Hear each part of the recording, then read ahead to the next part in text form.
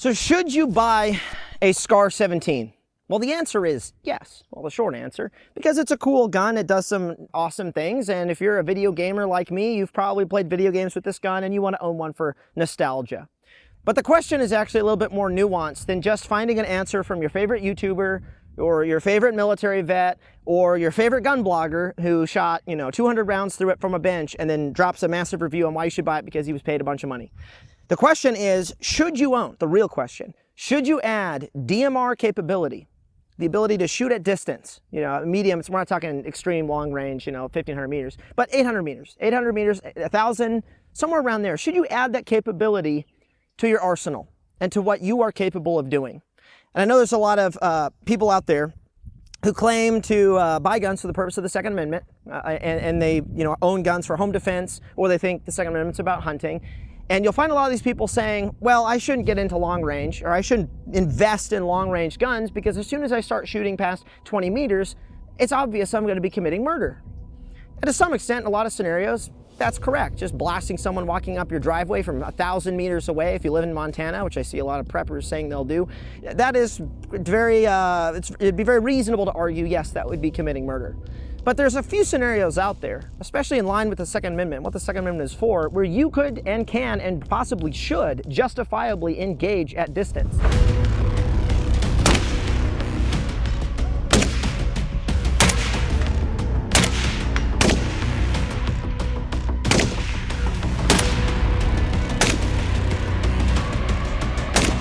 I've been a flat range ninja, flat range a monkey, shooting inside of 50 meters for years. And it hasn't been until a couple of years ago that I've started shooting 200 meters, 500, 700 with this gun. And you gain a lot more understanding in shooting and firearms in general, even for the close range work, once you start doing that. So if you have a range or a place you can go to start shooting a little bit further, even if it's just a couple hundred meters with your 5.56 gun, I strongly recommend that you do that.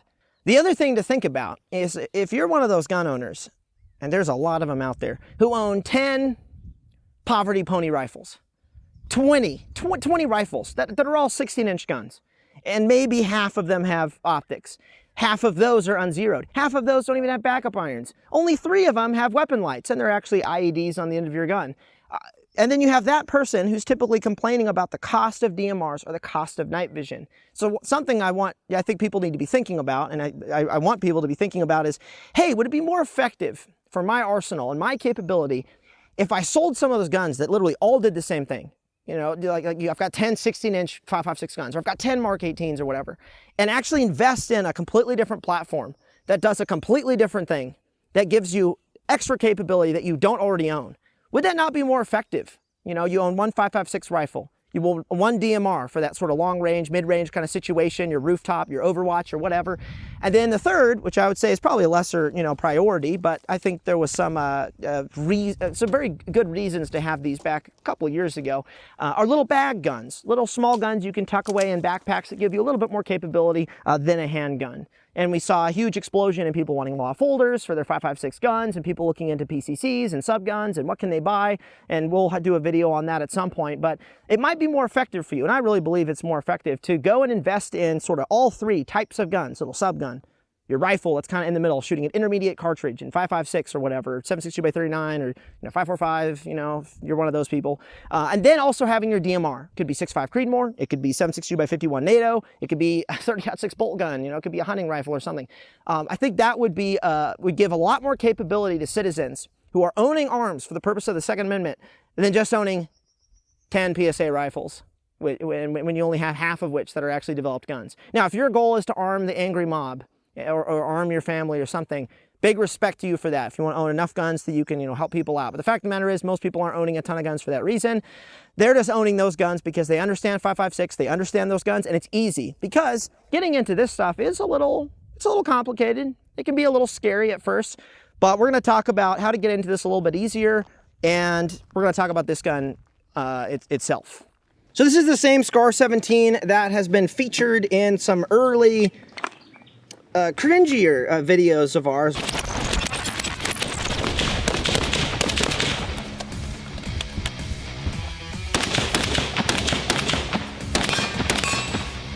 Way back in the day, 6 years ago, 5 years ago, And so this has had quite a few rounds through it and a decent amount of time shooting the gun. Now it's important to caveat, I have not been running this gun for 5 years. I've not been shooting this for every day for 5 years. But I have been shooting this every year, usually a few days per year, because we have a lot of other guns that we're working on. So the round count on this is probably around 6,000 rounds. I'm probably getting to a point where if I want maximum accuracy, I'm going to need a barrel replacement. But during that time, I've had no major problems with the gun. Have there been some little stoppages and malfunctions here and there? Probably. Some of it ammo dependent, some of it possibly magazine dependent. But just in the last couple weeks that I've been shooting this, kind of getting ready for this video, no problems. Shooting 5 different ammos, suppressed, unsuppressed, distance, close range, really no problems at all. Now the reality is, you know, there's no real good technical data out there, or testing data, I should say, on how good or bad or mediocre this gun is compared to other DMRs, but the reality is most people are going to be served just fine with this gun shooting out to 800 meters or more, shooting match grade ammunition, and most people really aren't going to know what is the best gun to buy or which one will give you the best accuracy or the most half MOA or whatever, and most people kind of suck at shooting to begin with, so does that even matter? Ish, not really, kind of. The thing I really like about this particular rifle is the lightweight aspect. The Scar is one of the lighter DMR rifles on the market. It's a piston-driven gun. It's got a folding stock. You could shoot the gun folded, which I don't really, do. It doesn't really give you faster ADS. The folding stock, though, does make this much more convenient when you're walking around and doing stuff, especially if you are attaching the sling here near the rear plate, which is typically what I do on my AR-15s and other types of guns. So I have a little bit more flexibility when I'm actually working the gun from high ready and doing different things. I've run a lot of different scopes on this gun, different optics. I haven't run one particular optic long enough to destroy it, which is obviously something people talk about with the Scar platform. I've talked to other guys who say they love it. They haven't had any optics or lasers get destroyed. There's also companies that make dedicated mounts for the Scar. ADM has one. There's a couple other companies as well. So if you are concerned about, hey, is my Scar going to destroy my $2,000 optic, maybe go buy that Scar 17 rated scope mount, and maybe that can give you a little bit of relief or confidence with the weapon. But the way I have this one built out right now, and I've modified this gun many times over, is I have the Midwest Extended Picatinny handguard. I've run a few different ones on here. The reason I have this one in particular is it gives me a little bit more surface area to mount the rifle to objects, so I'm not affecting the barrel, because it is a free float barrel, obviously.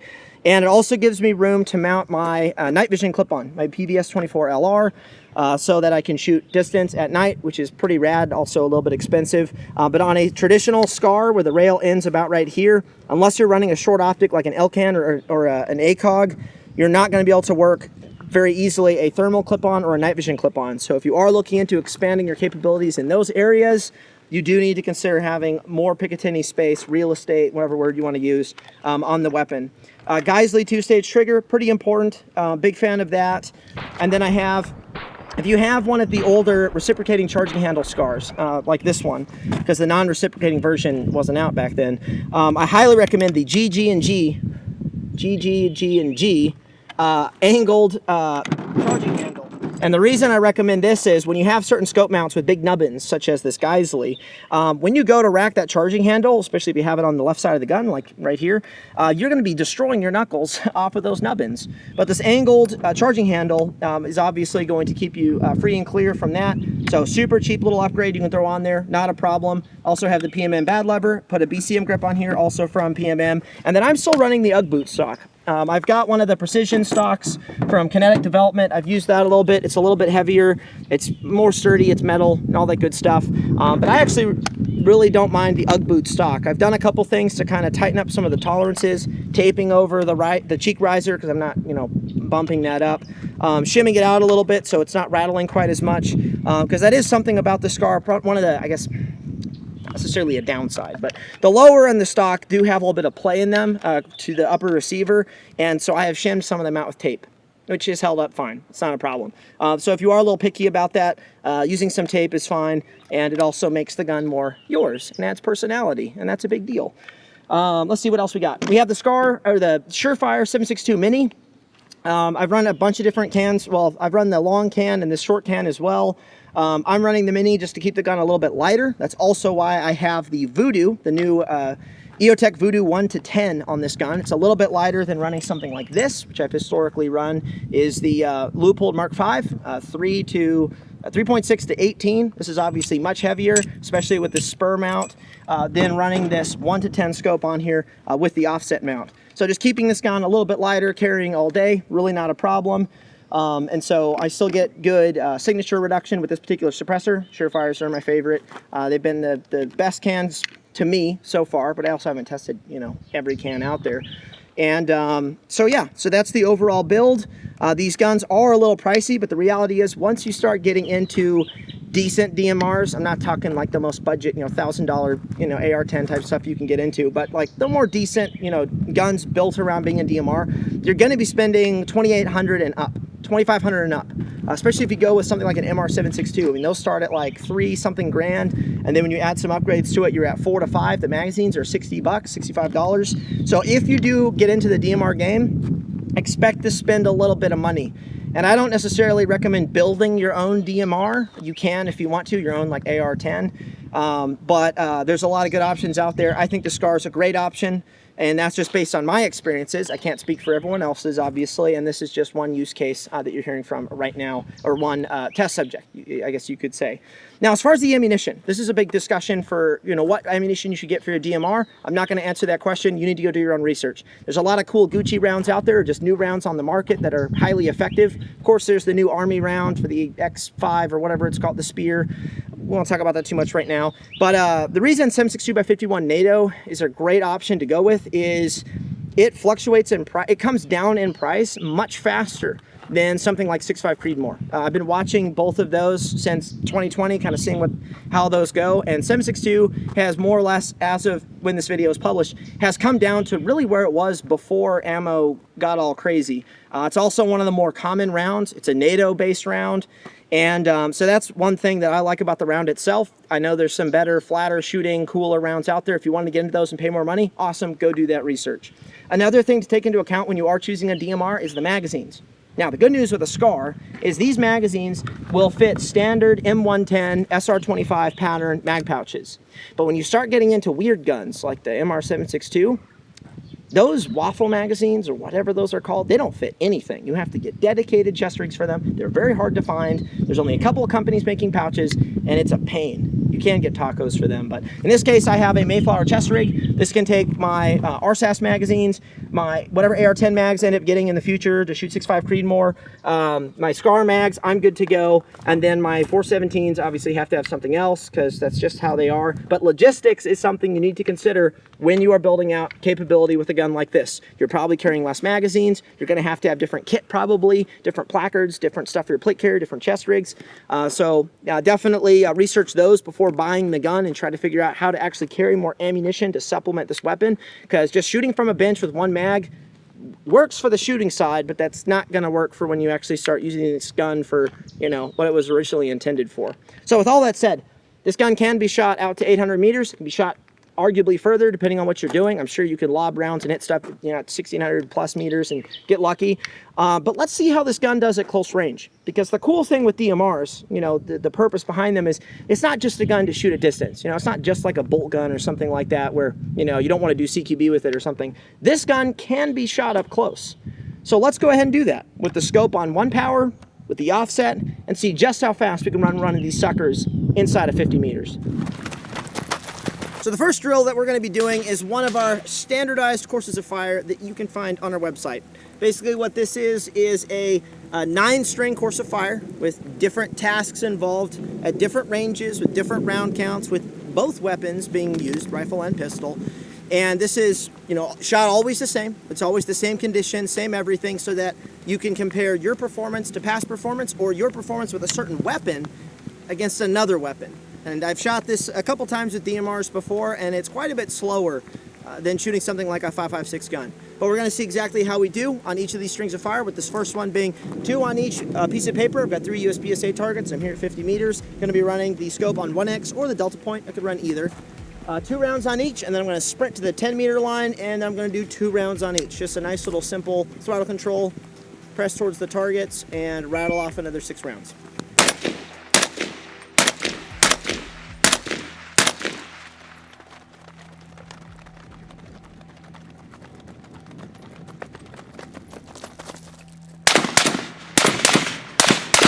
The second string of fire is here at the 10, starting with a double feed. I'm going to attempt to fire into the left target, transition to pistol, 5 rounds.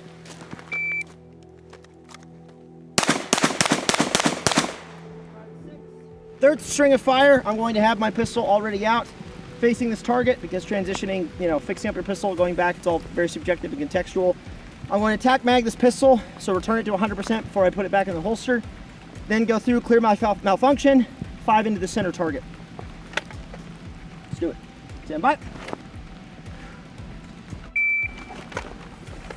Magazine's back there somewhere.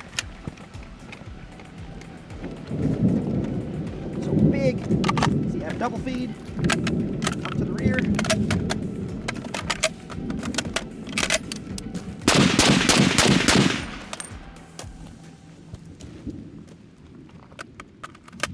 Still here at the 10 meter, we're now just going to get some data on a speed reload. It's going to be 1 into the far right target, reload with another 4. So testing recoil management, making sure you can get back on the gun nice and consistently. We're still at the 10, we're going to shoot the far right target. Stand by.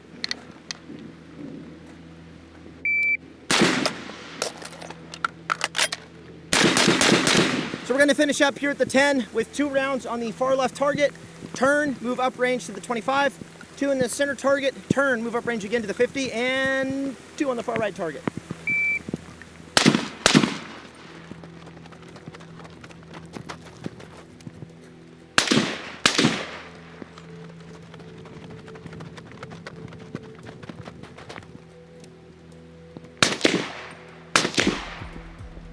Now we're back here at the 50, and we're going to do an isolated malfunction clearance. I'm far enough away that, maybe I don't want to shoot a pistol, so I'm not going to do a transition. I'm simply going to fix up this double feed, 2 rounds into the left target. Stand by.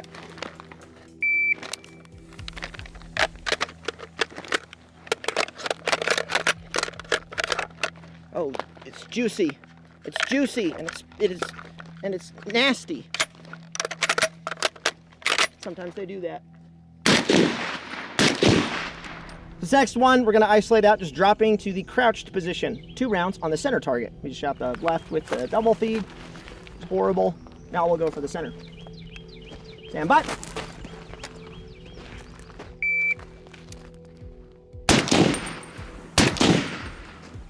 Now we're going to isolate out, dropping to the prone. So starting with the gun high or low ready, drop to prone, 2 in the far right target. And I have the timer on the ground because I'm shooting suppressed. Stand by.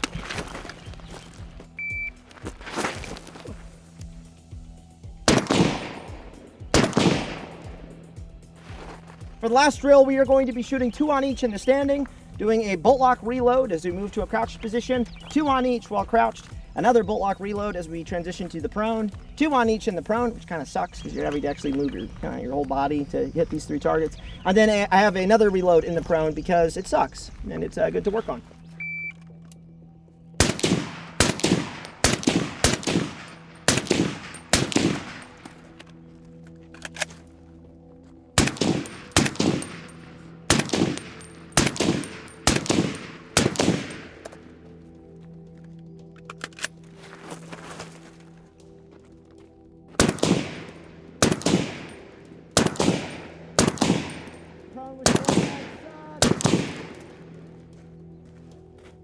So we're at the first target, the target on the left. We need 19 on paper.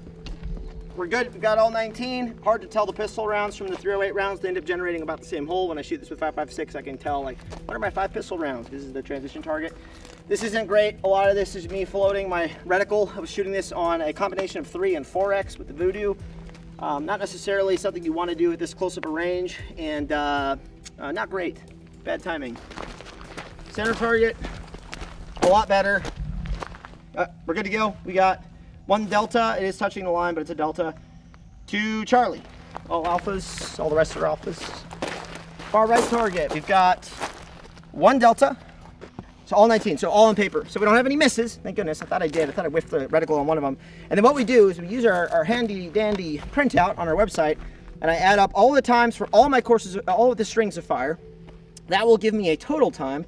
And then I take all the accuracy that I generated, the points that I generated, and I divide the total time, or the total points that I generate by my total time. That's going to give me my hit factor. The higher the hit factor, the more points you generate per second. It's typically what it is. Kind of like in a video game, you know, points generated per second. And I can just look at this right now and I know it's not going to be great, because shooting these drills is a lot slower with a bigger, heavier gun than a nice little lightweight 5.56 gun, where the malfunctions are easier to clear out, much, you know, nicer to clear out. I have a lot of drills on this where the times are trash. But now let's go ahead and check out shooting and moving and see just how effective this gun is running and gunning. So for the shooting and moving, we're going to be shooting the Scrambler Drill. Yet another drill that you can find on our website, including the video of how to shoot it, what it's for, why, and some training stuff behind the drill itself. But basically, it's a 4-position course of fire. We're going to be shooting static and on the move on the same 3-target orientation that we're running for the other drills for training efficiency. And we're going to see what happens shooting this up close. And we'll probably run it with the delta point, the offset, but we could also run it on 1X, because the Voodoo has a very nice 1X optic.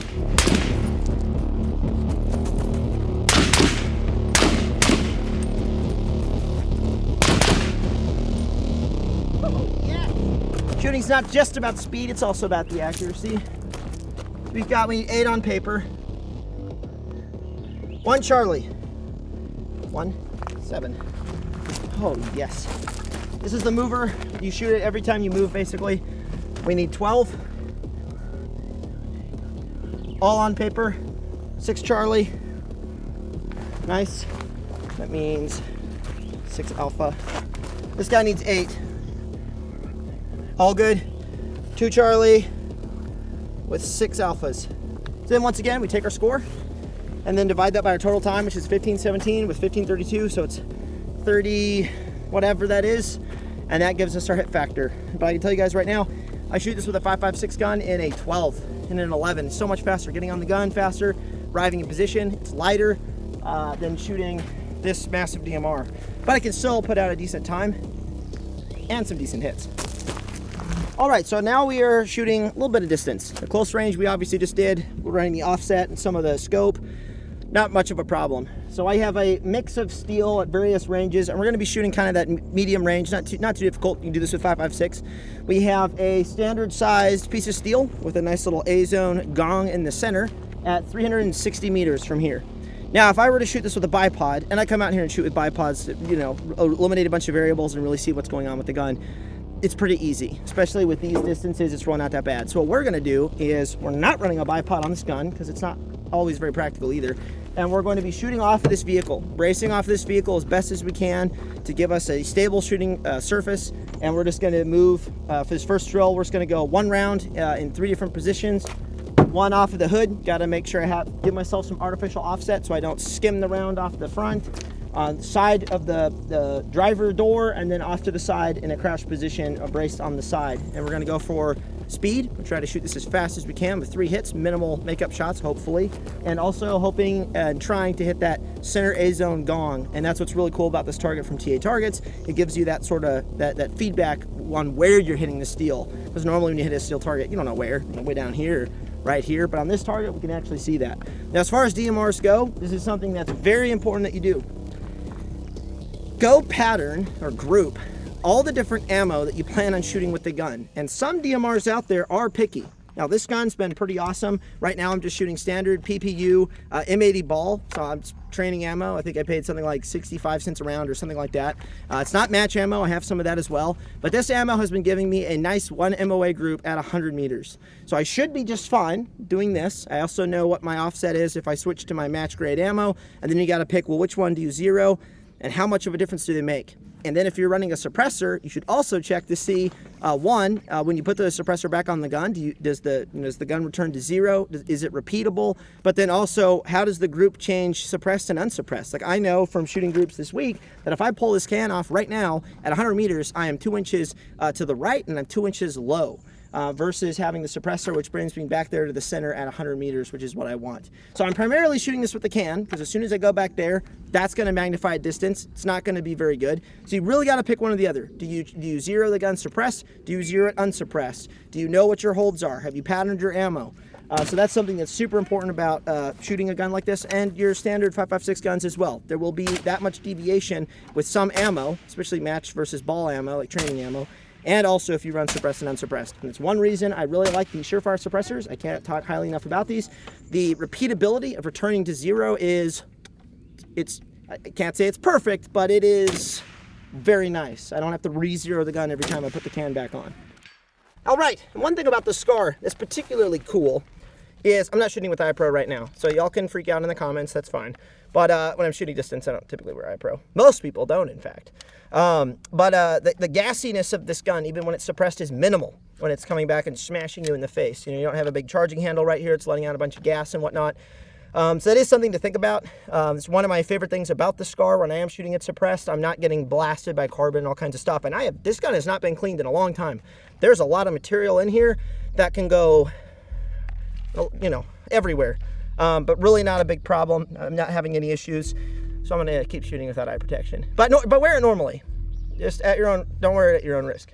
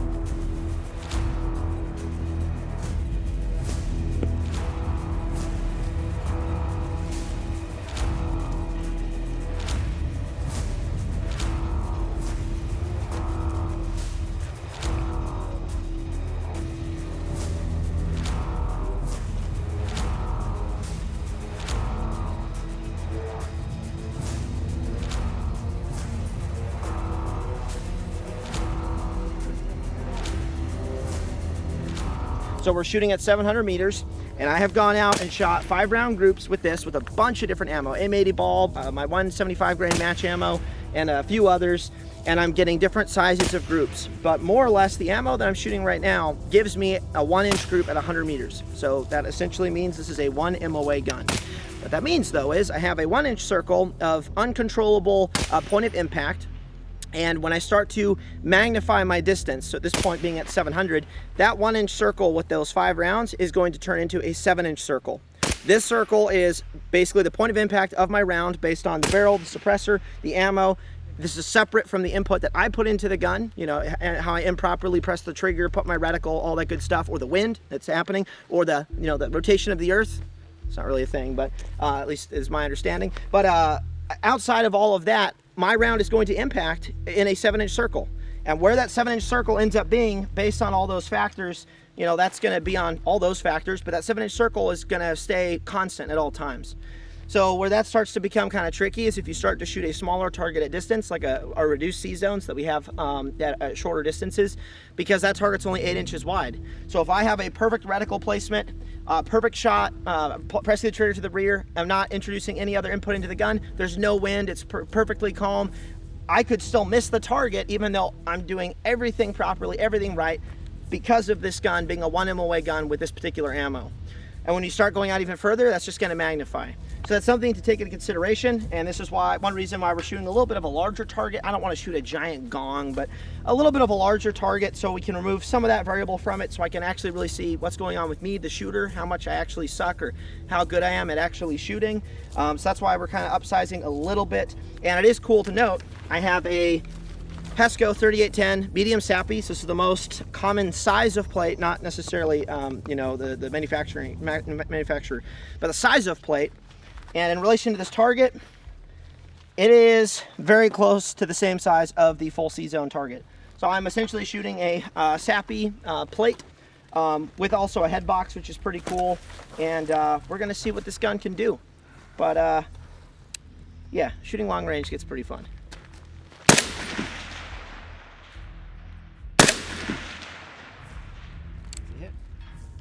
So what I'm doing right now is, instead of just shooting everything from the prone with a bipod, I'm going to work on just dropping into position. Using a bag, using a bipod, getting stable however I need to. I'm just going to shoot 2 rounds. I don't want to waste a ton of ammo and try to get both hits. So for 100%, in this case, I only got 1 hit. And then I just do this again. I do it over and over and try to get stable. The one thing that I did not have, this elbow was floating based on the incline that I'm on, which is not great. It would have been better if I could try to get that elbow on this knee to be a little more stable. So now we'll try to fix that on this next one.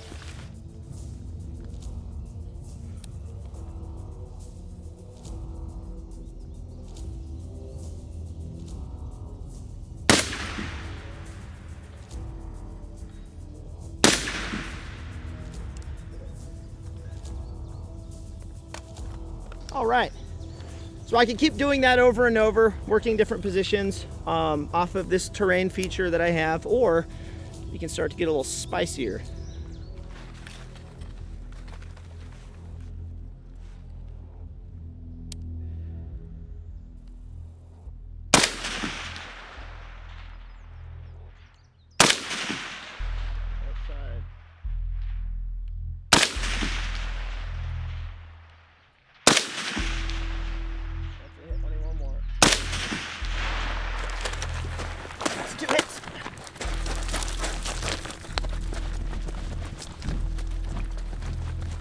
Oh, it's muddy.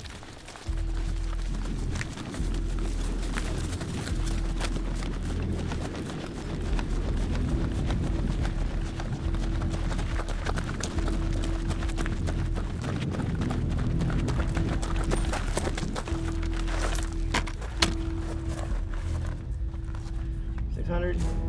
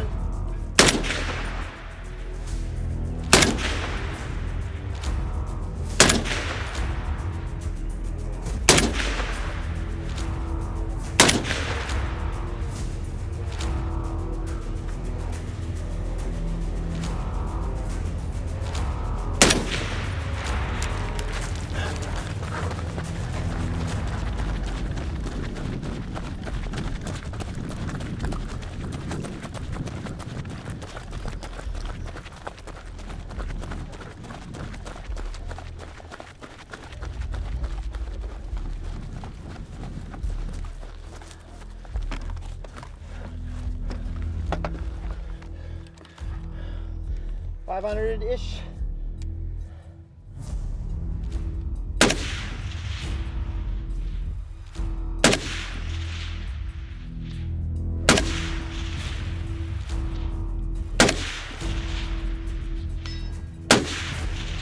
So going back to the question of this video, should you buy a SCAR 17?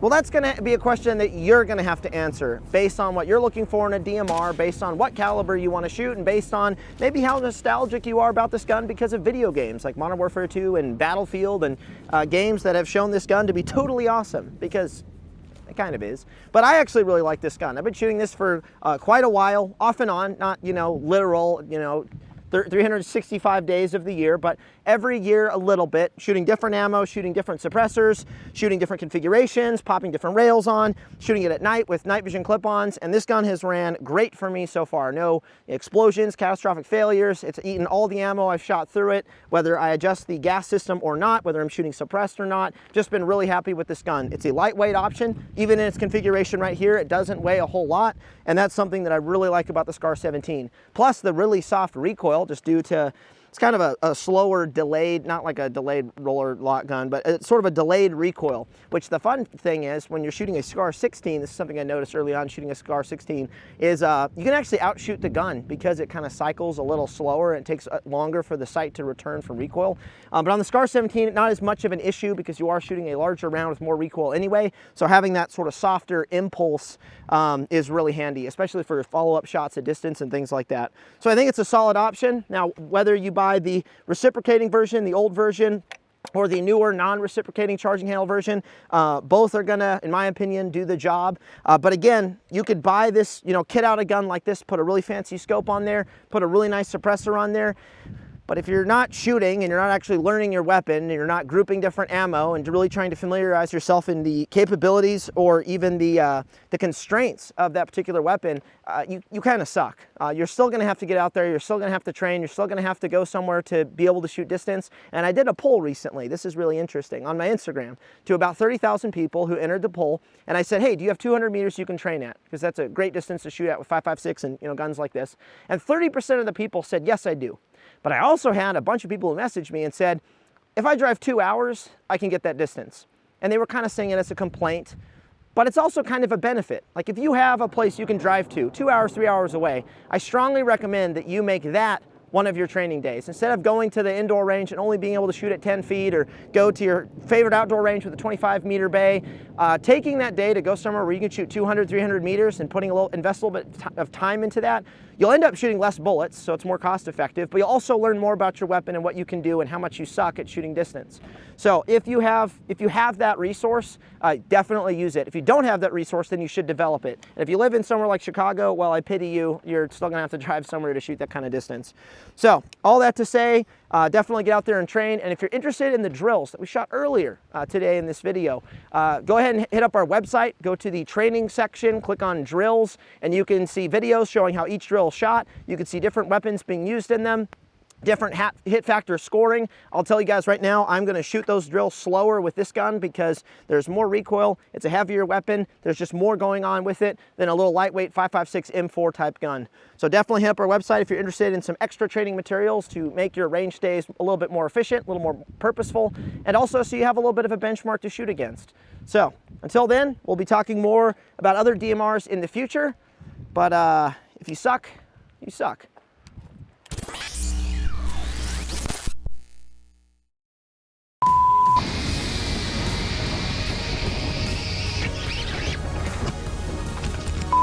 Give us a countdown.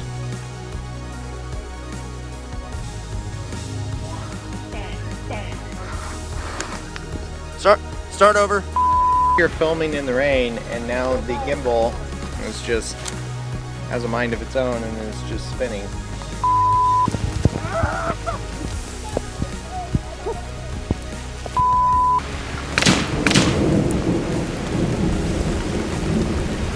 It's a real test right here.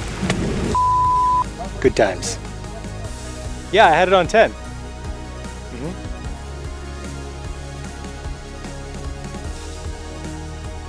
was on 10.